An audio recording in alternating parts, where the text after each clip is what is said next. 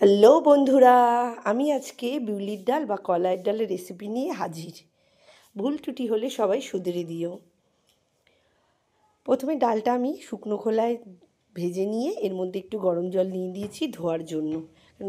আর ডালটা আমি করব লাউ, ধনেপাতা আর শিম দিয়ে। লাউটার একাংশ আমি দেব। আর ডালে যা নোংরা থাকে তোমরা তো সবাই জানো, গরম জলে না ধুলে উপায় নেই। ভালো করে এটাকে ধুয়ে পাশে প্রেশার কুকারে আমি একটু গরম জল আগে থেকেই বসিয়ে দিয়েছিলাম, সেখান থেকে একটু নিয়ে ধুয়ে নিলাম। আর এই বাকিটুকু জলের মধ্যে আমি দিয়ে দেবো ডালটা। এর সঙ্গে আমি দিয়ে দেবো একটু কয়েকটা কাঁচা লঙ্কা আর দিয়ে দেবো সর্ষের তেল।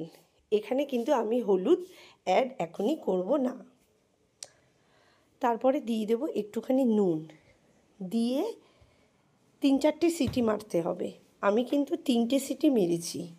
3টে সিটি মারার পর এটাকে নামিয়ে এর মধ্যে লাউ আর শিমটা দিয়ে দিচ্ছি।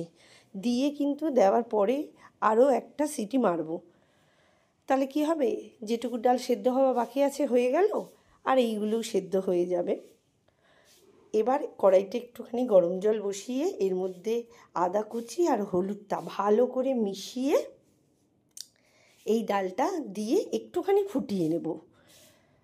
ফোটানোর পরে কড়াই নামিয়ে দেব। এই যে তেলে গরম হয়ে গেছে, কড়াই বসিয়ে দিয়েছি।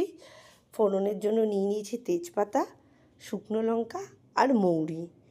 এইগুলো আমি 10 থেকে 12 সেকেন্ড ভেজে নিয়েছি। একটু নেড়ে ছেড়ে একটু ফোড়নের গন্ধটা বের হলে এর মধ্যে আমি ডালটা ঢেলে দেব।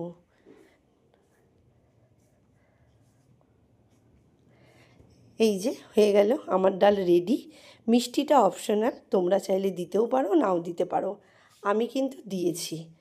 আর সবশেষে দিয়েছি গার্নিশিংয়ের জন্য ধনেপাতা কুচি। কেমন লাগলো অবশ্যই জানিও, লাইক কমেন্ট করো।